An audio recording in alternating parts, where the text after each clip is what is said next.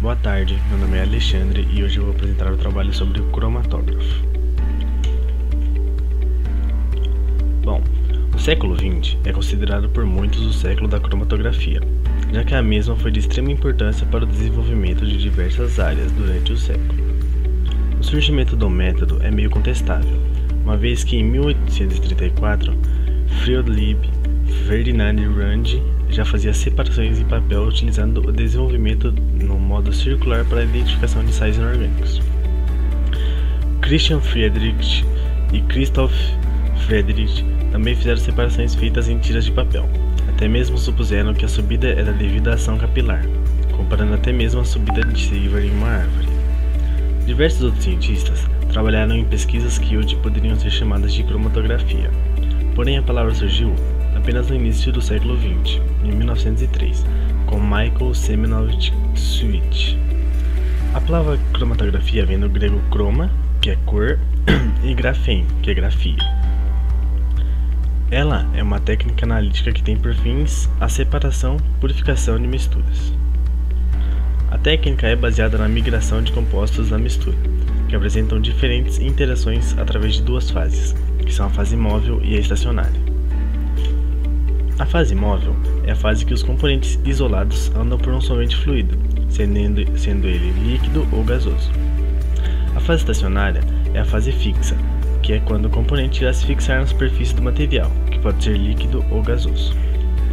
Existem dois conceitos básicos da cromatografia, que é a eluição, que é a corrida cromatográfica, e o eluente, que é um tipo de solvente que interage com amostras para que haja a separação dos componentes.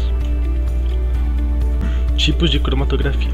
Vamos separar os tipos de cromatografias em cromatografia plana, incoluna, gasosa, líquida e iônica.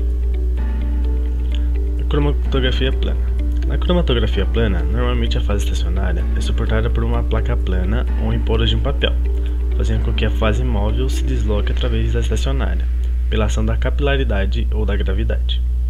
Bastante utilizada na separação de compostos polares. São métodos de cromatografia plana a cromatografia em papel, a cromatografia em camada delgada e a cromatografia centrífuga. Cromatografia em coluna. Considerada uma das mais antigas técnicas de cromatografia, a cromatografia em coluna consiste em uma coluna preenchida com certo adsorvente. A técnica é estruturada na partição entre duas fases, que são a sólida e a líquida. Baseada na capacidade de adsorção e solubilidade, é importante que o sólido seja insolúvel na parte líquida. Cromatografia gasosa é a técnica baseada na análise química por separação de compostos de uma amostra. Esta técnica utiliza de um tubo estreito onde se dá o fluxo conhecido como coluna. Através dessa coluna, uma corrente de gás passa pelos diferentes constituintes da amostra. A fase estacionária, na coluna, separa os diferentes componentes, fazendo com que cada um saia da coluna em tempos diferentes. Um detector é posto para que cada componente que saia da coluna seja quantificado. As substâncias são identificadas pela ordem que eluem da coluna e pelo seu tempo de retenção. Cromatografia líquida. Este método é provavelmente mais rápido. A cromatografia líquida é o processo de análise de separação física, que permite análise quantitativa e qualitativa de uma amostra. A fase móvel nesse sistema é constituída por um líquido e a fase estacionária por um sólido. Cromatografia de troca iônica. Esse tipo de cromatografia é usada para separar íons e moléculas polares com base em sua afinidade a um cambista do íon.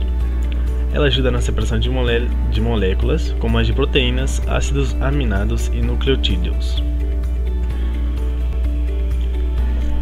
Aplicações. As aplicações da cromatografia podem ser em diversas áreas, sendo ela para monitorar a qualidade do ar e testar a água potável, a detecção de drogas na urina e nos outros líquidos de corpo, usada no fingerprinting e na identificação químicos de espécies. Na indústria farmacêutica também é utilizada no controle de qualidade da indústria alimentícia e pode ser utilizada na indústria petroquímica. Em geral, suas aplicações podem vir a ser na área química, industrial, ambiental e na área de saúde. Bom, por final eu deixei um experimento.